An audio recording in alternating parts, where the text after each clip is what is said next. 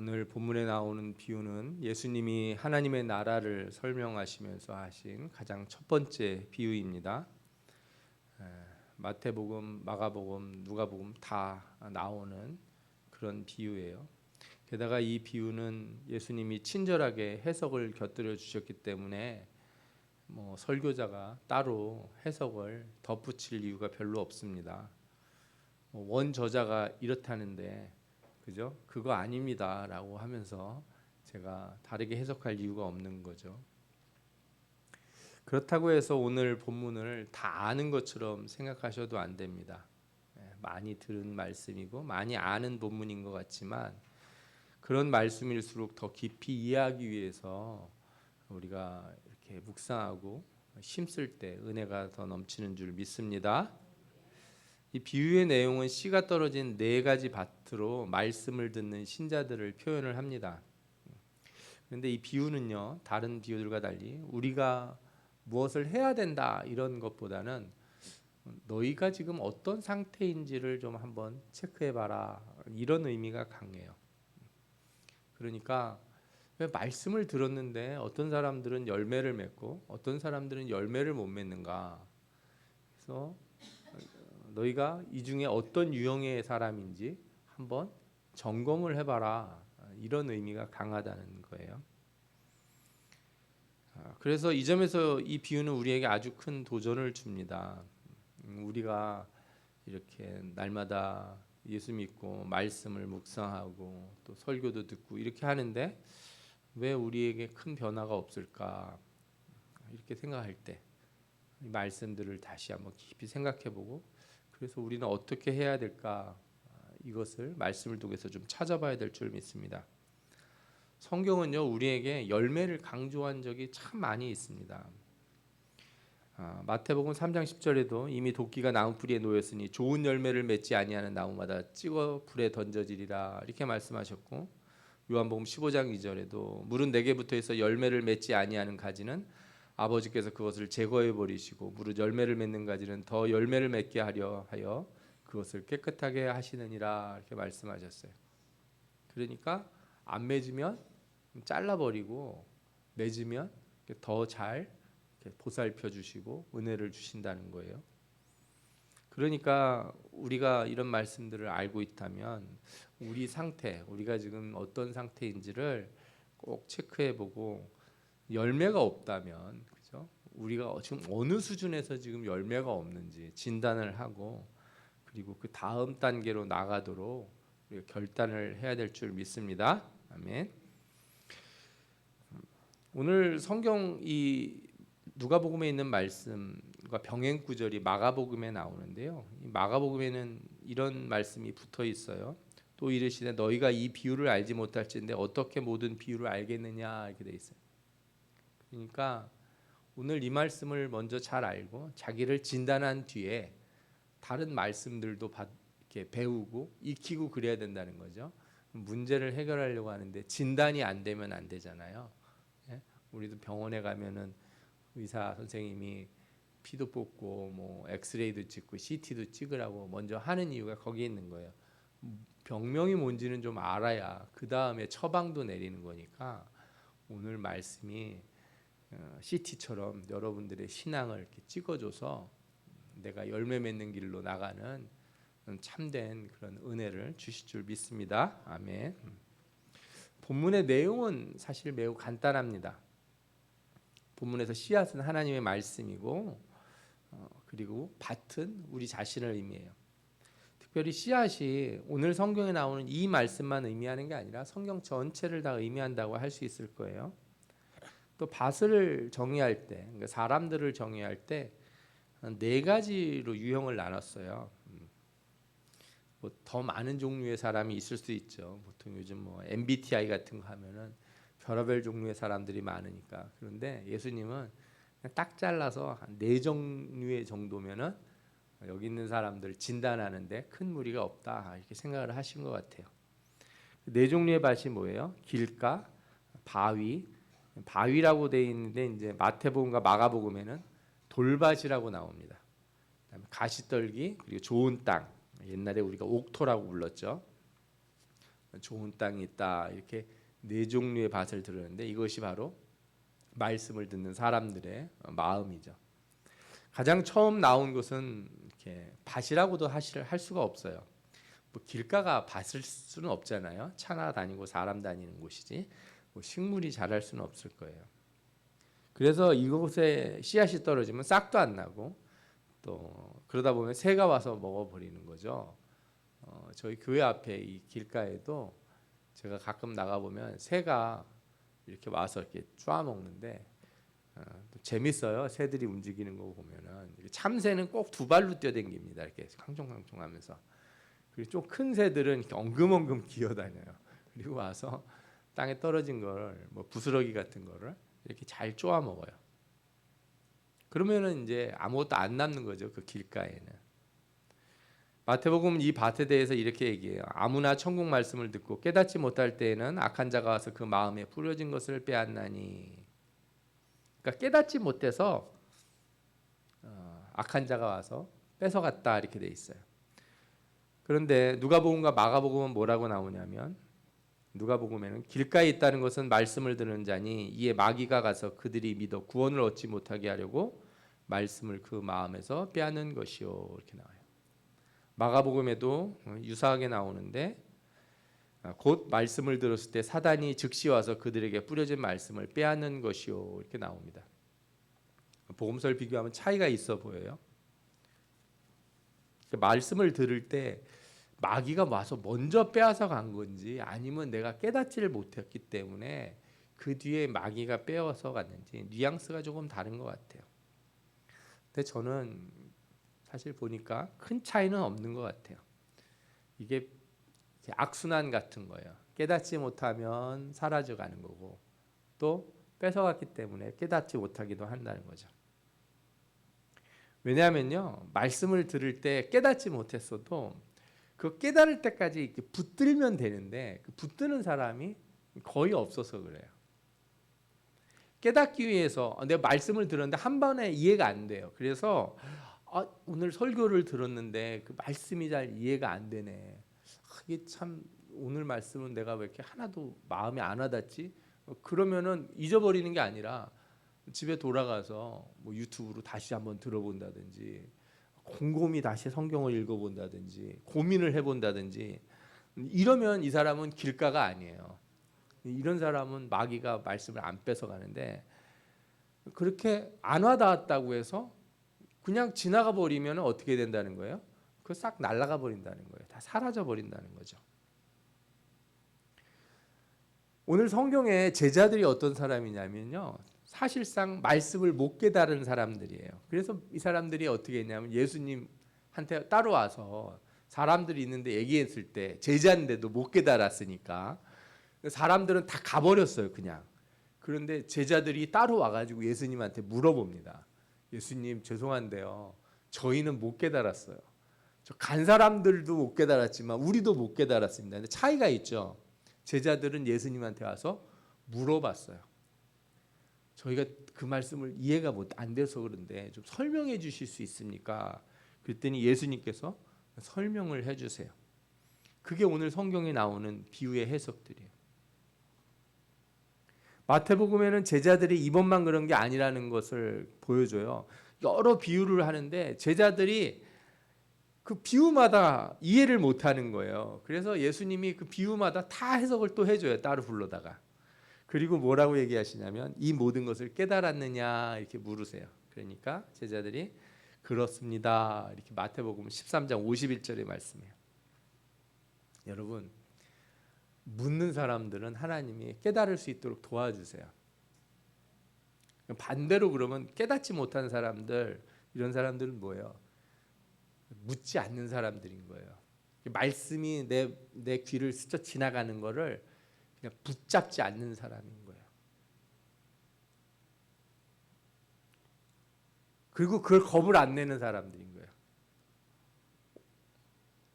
여러분들이 어디서 성경을 더 배우고 어디서 말씀을 더 듣고 어디서 더 깨닫는지는 모르겠는데 깨달지 못하는 그 순간에 내가 그걸 붙들고 물어보고 그걸 확인하려고 애쓰지 않고 그냥 있으면요 다 지나가 버립니다. 지나갑니다. 새들이 와서 먹어 가듯이 마귀들이 와서 다 집어가요. 마귀가 안 뺏어갔으면 내가 깨달을 수 있었을 텐데 이렇게 변명하실 수도 있겠지만, 그러나 그런 변명은 아무런 의미가 없어요. 왜냐하면 마귀가 빼어서 가도록 갈 때까지 내가 아무것도 안 하고 있었기 때문에 그런 거예요.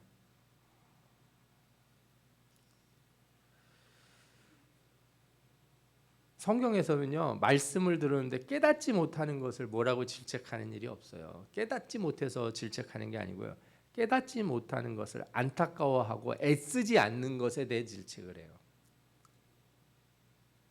하나님 말씀을 한 번에 모두가 다 이해해야 된다 이렇게 말하지 않고요, 못 알아들을 수 있다, 어렵다, 되게 이게 간단한 것이 아니다 이렇게 얘기할 때도 있어요. 그런데 너희가 계속 그렇게 그걸 무시하고 관심 두지 않으면, 그리고 그래서 하던 대로 계속 살면, 그런 마음은 완고한 마음, 완악한 마음, 영어로는 딱딱하다는 표현을 쓰잖아요. 하드라고 하는 표현을 쓰는데, 너희 마음이 딱딱해진다 이렇게 얘기를 해요. 그게 바로 뭐겠어요? 그게 길가라는 거예요.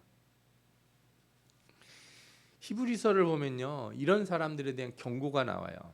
히브리서 3장에 보면, 그러므로 성령이 이르신 바와 같이 오늘 너희가 그의 음성을 듣거든 광야에서 시험하던 날에 거역하던 것 같이 너희 마음을 완고하게 하지 말라. 3장 7절에서 8절에 나옵니다.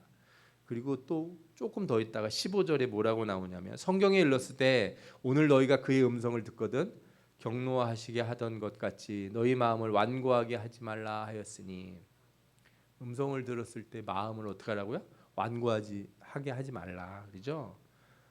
그렇게 두 번이나 얘기했으면 되는데 또 얘기를 하세요. 4장 7절에 보면, 오랜 후에 다윗의 글에 다시 어느 날을 정하여 오늘이라 미리 이같이 일렀을 때 오늘 너희가 그의 음성을 듣거든 너희 마음을 완고하게 하지 말라 하였나니.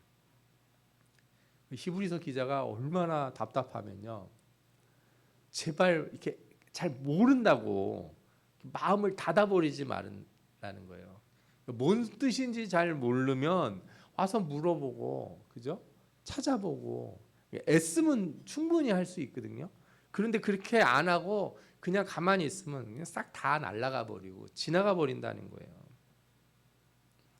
완고한다는 말이 다른 게 아니에요. 변화되기 위해 애쓰지 않는다는 거예요. 말씀을 들으면서 마음에 잘 안 와닿아도 난 관심이 별로 없다는 거죠. 여러분, 그래서요, 말씀 들을 때 좀 부탁인데 관심을 가지고 궁금증을 가지고, 그죠? 이렇게 꼭 붙드시기를 바랍니다. 아멘. 예. 만약에 계속 완고하고 완악함으로 말씀에 관심을 두지 않으면 어떻게 될까요? 성경에 보면은 하나님도 그런 사람들이 성경을 깨닫는 거 별로 관심을 안 가지시겠다 이렇게 말씀하세요. 차라리 니들은 모르는 게 나아 이렇게 얘기하신다는 거예요. 마태복음에 보면 이 비유를 말씀하시기 전에 이사야서 6장을 인용을 하는데, 이사야의 예언이 그들에게 이루어졌으니 일렀을 때 너희가 듣기는 들어도 깨닫지 못할 것이요 보기는 보아도 알지 못하리라. 이 백성이 마음이 완악하여져서 그 귀는 듣기에 둔하고 눈은 감았으니 이는 눈으로 보고 귀로 듣고 마음으로 깨달아 돌이켜 내게 고침을 받을까 두려워함이라 하였느니라. 원문을 살피면은 뭐라고 나오냐면요, 하나님이 이렇게 나한테 와서 고침을 받을까봐 이렇게 싫어하신다는 거예요. 저들이 원래 안 듣던 사람들이라 난 니들이 그냥 그렇게 남아버렸으면 차라리 좋겠어. 그냥 안 듣고 사는 게 차라리 낫겠다. 이렇게 표현을 했다는 거예요. 그래서 이 본문의 비유가 가지는 특징이 나와요. 부익부 빈익빈이에요. 알려고 하면 할수록 자꾸 늘어나는 거고요. 내가 무관심하면 어떻게 돼요? 그냥 싹 사라져서 있는 것까지도 다 없어져 버리는 거죠. 여러분, 복음은요, 제가 강제로 여러분한테 막 심어주는 게 아니에요. 저는 씨 뿌리는 사람이에요.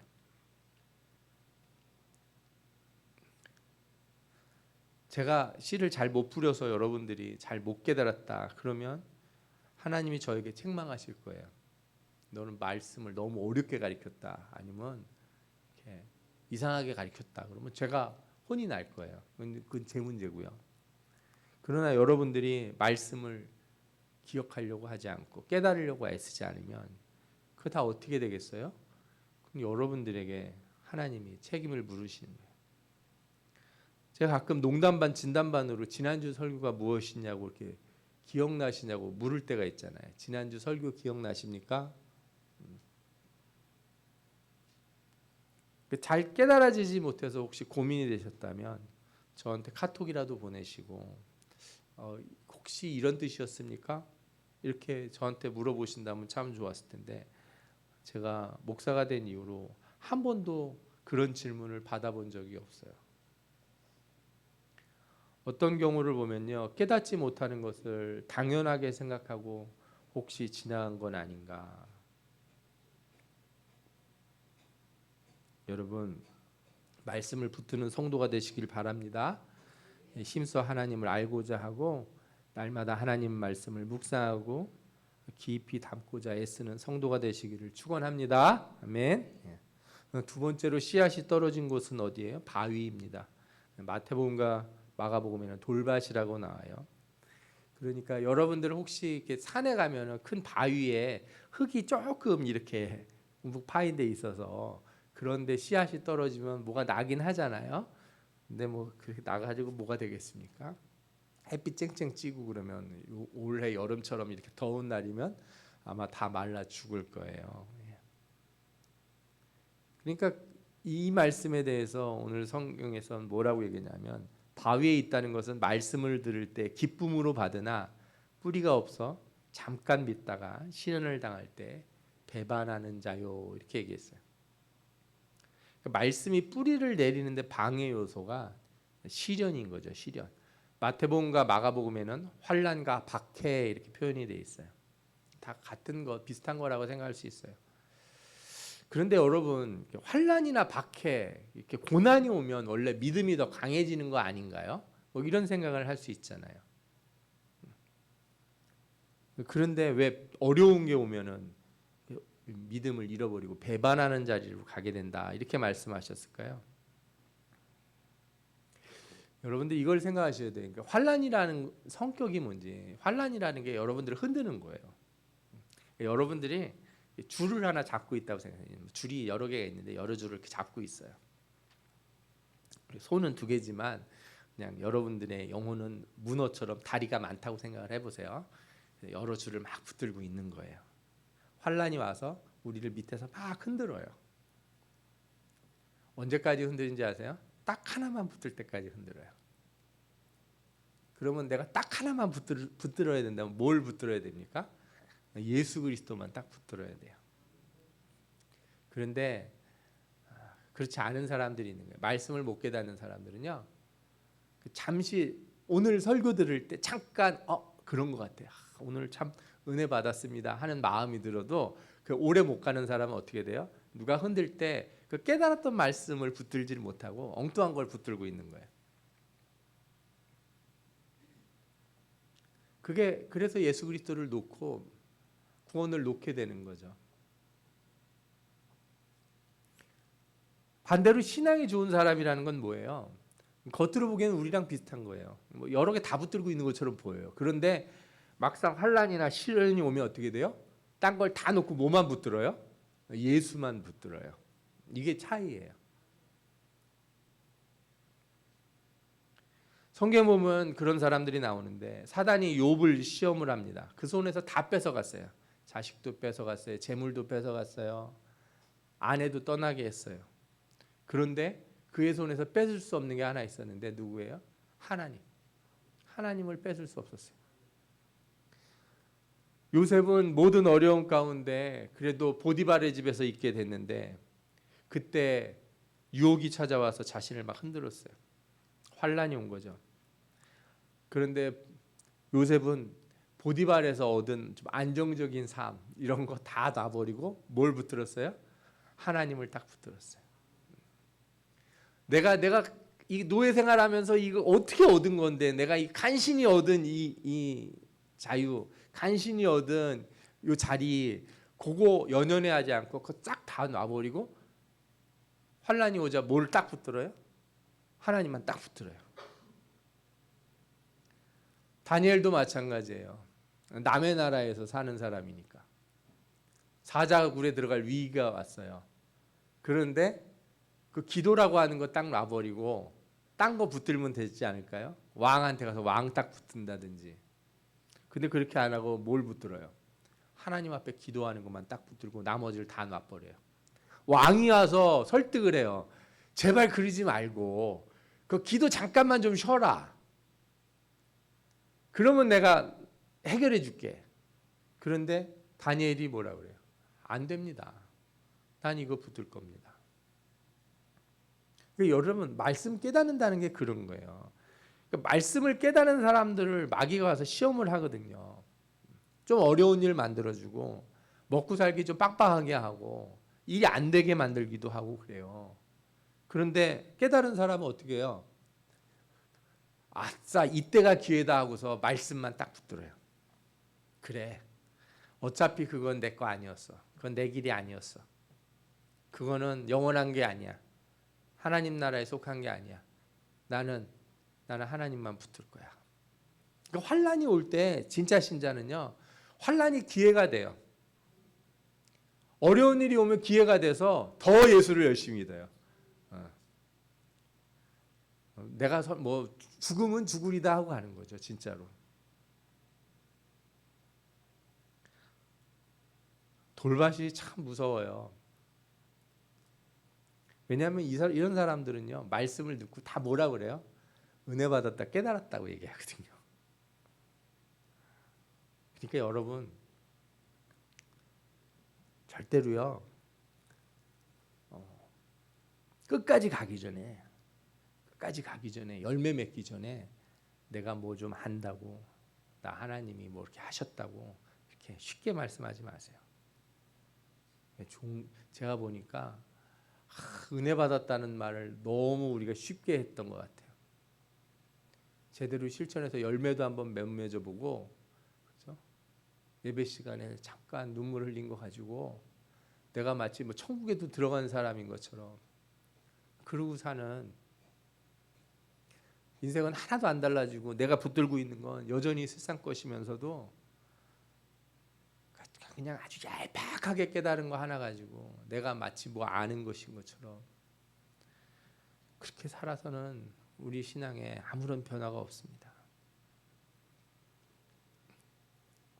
그렇게 살면 뭐만 드러나요? 내 안에 있는 거대한 바위덩어리 같은 세상에 대한 욕망만 드러나는 거예요. 그러니까 부탁한데 여러분 말씀이 내 안에 들어와서 싹이나 하려고 할 때 귀하게 여기시고 그렇죠? 열매를 맺을 때까지 이 말씀을 붙드시기 바랍니다. 꼭 인생의 변화를 이루시는 여러분들 되시기를 축원합니다. 아멘. 세 번째 유형으로는 가시떨기가 자라는 마음이 있어요. 쉽게 말하면 여기는 이미 마음밭에 뭐가 많이 자라 있어요. 성경에서 뭐라고 얘기하냐면 가시떨기에 떨어졌다는 것은 말씀을 들은 자이나 지내는 중 이생의 염려와 재물과 향락의 기운이 막혀 온전히 결실하지 못하는 자다 그랬어요. 내 마음에 이미 자라고 있는 게 뭐예요? 이생의 염려와 재물과 향락이다. 말이 좀 그런데요. 그냥 쉽게 말하면 그냥 여러분들 사는 삶이 그냥 마음속에서 있다는 거예요. 그냥 오늘 먹고 사는 거, 뭐 내가 친구 만나고 얘기하고 내가 좋아하는 거, 그러니까 인생 고민과 살아가며 즐기는 모든 게 그냥 내 속에 쭉 있다는 거예요. 아 그런 거 없는 사람이 있습니까? 아니요. 중요한 건 뭐냐 하면요, 얘네들이 결정적인 순간에 작동을 한다는 거예요. 모든 신자들 가운데 그런 게 없지는 않아요. 저도 먹고 사는 거 걱정하죠. 여기 있는 분들 중에 먹고 사는 거 걱정 안 하실 분이 누가 있겠어요. 건강에 대해서 걱정도 하고 아 나도 좀 쉬고 싶다, 나도 좀 여행도 가고 싶다, 뭐 이런 생각 다 하죠. 그거 안 하는 분이 누가 있겠습니까? 나도 좋은 옷 입고 싶고 좋은 차 타고 싶고 좋은 집에 살고 싶다, 뭐 이런 생각들을 다 해요. 그런데 중요한 건 뭐냐면요, 이 성경에서 말하는 이 가시떨기들은요 결정적인 순간에 열매를 못 맺게 한다는 거예요. 그러니까 바위에 떨어진 씨앗은 뿌리 나다가 바로 죽었다면요, 이 가시떨기가 있는 사람들은요 쭉 오래 들은 사람들이에요. 여러분, 성경에 흥미로운 부분이 나오는데 오늘 본문에서요 깨달았다는 말을 거의 잘 안 써요. 그리고 뭐라고 하냐면은 들었다 그래요. 가시떨기에 떨어졌다는 것은 말씀을 들은 자이니 그래요. 그러니까 오래 들은 사람이에요. 쭉 들어서 그래도 하나님 말씀을 좀 알고 어느 정도는 붙들고 있는 것처럼 보이는 거예요. 그런데 중요한 건 뭐냐, 듣기는 하지만 열매를 맺기 직전까지는 똑같이 취급을 해요. 좀 자라서 그래도 뭐 한 30cm, 50cm 자란 거랑 싹만 나고 만 거랑 아니면 길가에 떨어진 거랑 성경은 어떻게 취급한다고요? 똑같이 취급해요. 아, 하나님 참 너무하시네요. 그래도 뭐 좀 개근상이라도 주실 수 있잖아요. 예. 그래도 내가 좀 오래 믿었으면 그래도 그거 좀 어떻게 평가해 주시면 안 되나요?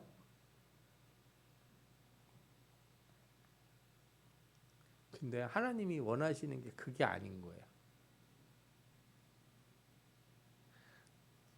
개인적인 얘기를 해서 좀 뭐 어떻게 들으실지 모르겠지만 저는 어렸을 때 무슨 서원을 해서 목사가 되겠다고 작정한 사람이 아니었어요.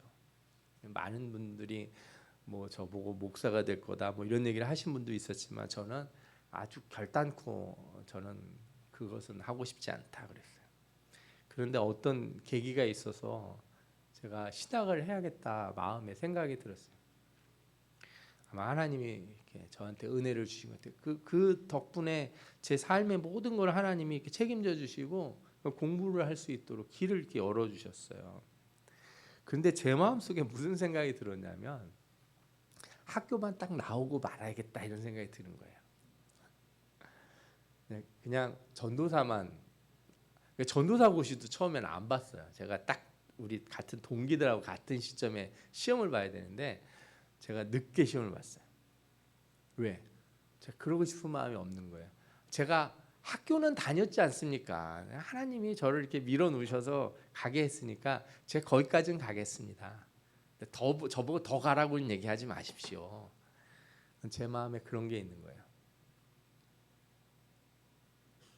근데 하나님이 어떻게 하시는지 아세요? 더 안 가면 안 된다 이거예요. 끝까지 갈 때까지는 하나님은 일을 멈추지 않으세요. 저 같은 그런 그 신학생들이 꽤 있었어요. 특히 어떤 사람들이었냐면 어렸을 때부터 예수를 믿고 목사가 되기로 한 사람들이 아니라 직장 생활하다가 신학을 공부한 분들 중에, 그래서 신학교 1학년 때 물어보면요 이렇게 자기는 그냥 학교만 졸업을 할 거고 목사 될 마음은 없다고 하는 사람이 절반은 돼요. 그러나 시간이 지나면 하나님이 이겼는지 자기가 이겼는지 나오죠. 제 말씀이 어떻게 들리는지는 모르지만 저는 성도들 가운데도 그런 분들이 있어요. 내가 예수는 믿어도 난 여기까지만 믿겠습니다. 더 가야 되는데 더 안 가요. 더 가야 되거든요. 더 가라고, 더 오라고 하나님이 더 가까이 오라고 얘기를 하는데 안 와요. 왜?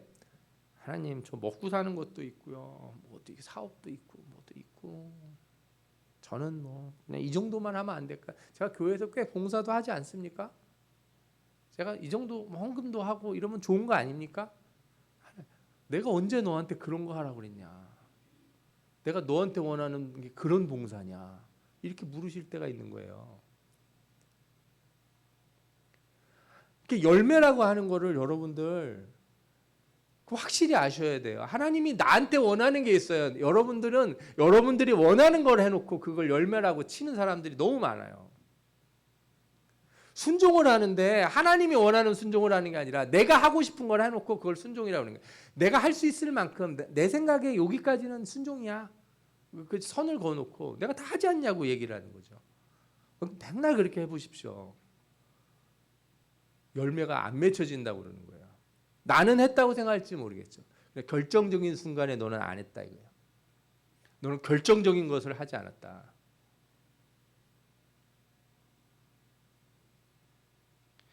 여러분, 사랑이라는 거요, 적당한 건 사랑이 없습니다. 사랑엔 적당함이라는 게 없네요. 하나님 사랑하는데 선 그어놓고 하나님 내가 여기까지 사랑할 테니까 이 정도로 우리 관계를 정리하시죠.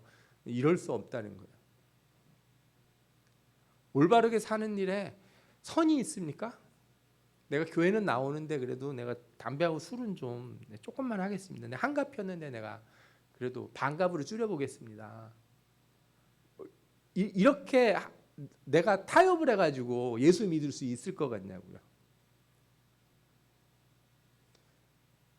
하나님이 나를 부르셔서 직분을 주셨는데 내가 요 정도만 하고 나도 살고 싶습니다.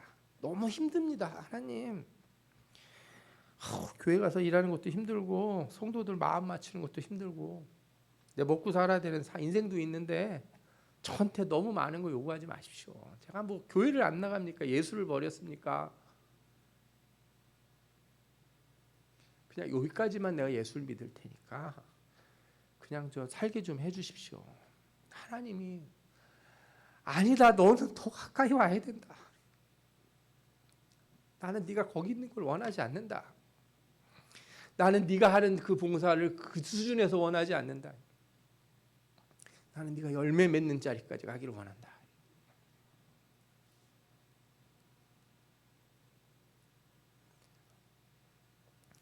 성경에 가시덤불 같은 신자가 얼마나 많이 나오는지 몰라요.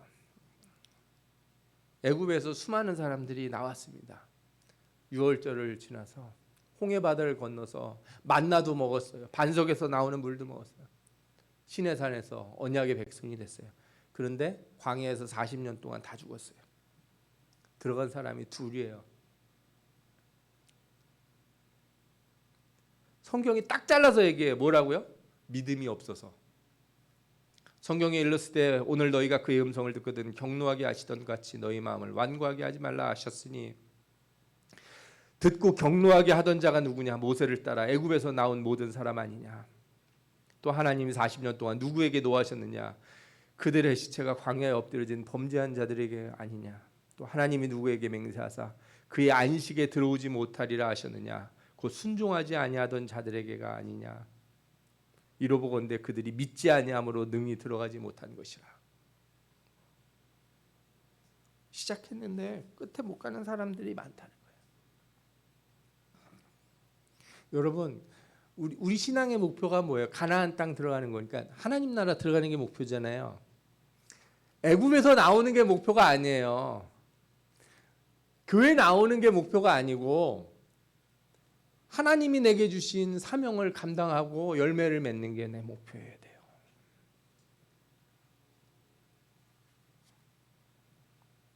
오래 있었다고 40년 있었으면 그래도 뭐라도 줘야 되는 거 아닙니까? 그렇게 할 수 없습니다. 하나님 나라는 개근상으로 가는 곳이 아니에요. 교회 오래 다녔다고 특혜를 주지도 않습니다. 겉으로 비슷하게 신앙생활 했다고 되지도 않아요. 하나님, 저도 저 권사만큼은 저도 신앙생활 했어요.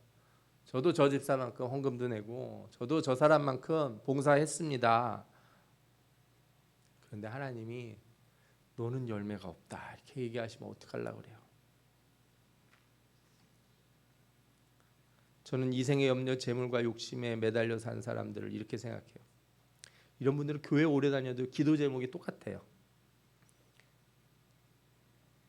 이생의 염려, 먹고 사는 거 기도하고 돈 버는 거 기도하고 내가 욕심에 이끌리는 거 기도하고 그런 기도만 하고 사는 사람인 거예요. 기도를 안 한 사람이 아닌 거예요. 참 무서워요. 그래서 제가 이 말씀 보다가 내가 무슨 기도를 하고 있었나 이렇게 다시 되돌아보게 됐어요.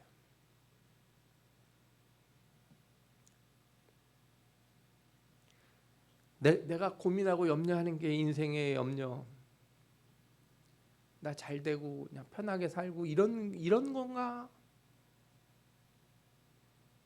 하나님의 나라에 대한 기도, 하나님 나라에 대한 열망, 하나님 나라에 대한 관심. 내가 기도할 때 1순위가 내가 잘 되는 것도 중요하지만 하나님, 세상에 하나님 모르고 구원받지 못한 수많은 사람들이 있는데 내가 그들을 왜 아무것도 하지 못하고 있으니 어떻게 해야 됩니까?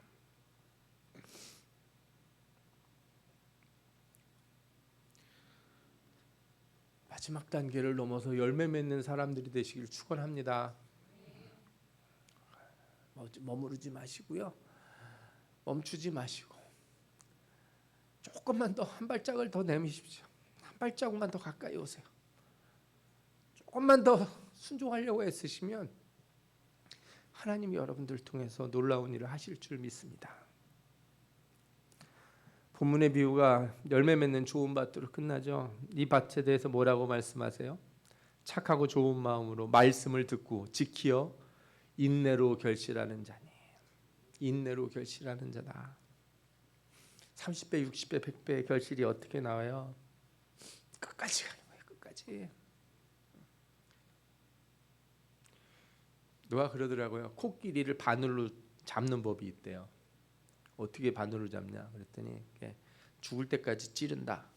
이 방법이 하나 있고, 또 하나는 한 번 찌르고 죽을 때까지 기다린다. 그런다는 거예요. 뭔 얘기 하시려는지 아시죠? 인내라고 하는 게 그거예요. 인내는 멈추지 않는 거예요. 인내는 중간에 중단하지 않는 거야. 내가 선을 정해놓고 결승선 저기 있는데 중간에서 난 요만큼만 뛰면 그만이야. 마라톤 끝도 안 나는데 한 5km 뛰어놓고 나는 그냥 여기서 멈춰버릴 거야. 메달이 없어요. 임계점 넘기기 전엔 열매 없어요. 인내가 없이는 우리는 어떤 것도 하나님 앞에 영광을 돌릴 수 없는 줄 믿습니다. 이 말씀을 전하는 사람으로서 저는 많은 신자들 가운데 이렇게 열매 맺지 못하는 사람들이 있다는 거예요. 이분들이 길가같이 아예 말씀을 기억도 안 하고 관심도 없고 하는 사람은 좀 예외로 치겠어요. 제가 제일 아쉬운 사람들은 누구냐면 그래도 좀 들은 사람들인 거예요. 듣고 마음에 좀 와닿아서 그래도 신앙생활 조금 하신 분들이에요. 하나님 말씀의 그 맛을 아는데 더 가지 않으려고 하는 사람이 아쉽죠. 히브리서 6장 4절에서 6절에 뭐라고 그러냐면 한 번 빛을 받고 하늘의 은사를 맛보고 성령에 참여한 바 되고 하나님의 선한 말씀과 내세의 능력을 맛보고도 타락한 자들은 다시 새롭게 하여 회개할 수 없나니. 아니 맛보고 타락하는 경우가 있나 그랬더니 타락이라고 하는 게 여러분 그냥 예수 안 믿고 그죠? 나가가지고 나쁜 짓하고 거짓말하고 사기치고 도둑질하고 사는 것만 타락이라고 생각하시나요? 제가 보기엔요 하나님이 이렇게 말씀하시는 것 같아요. 이렇게 더 가까이 오지 않는 것도 멀어지는 거라고 얘기하시는 거예요.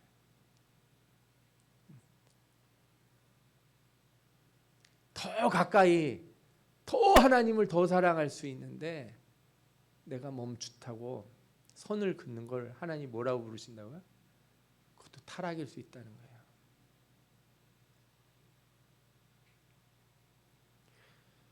여러분 오늘 말씀을 한번 깊이 살펴보시기를 바랍니다. 내 신앙은 어떤 상태인지.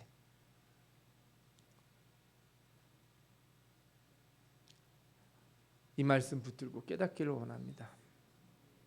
인내함으로 순종하여 열매를 맺기 바랍니다.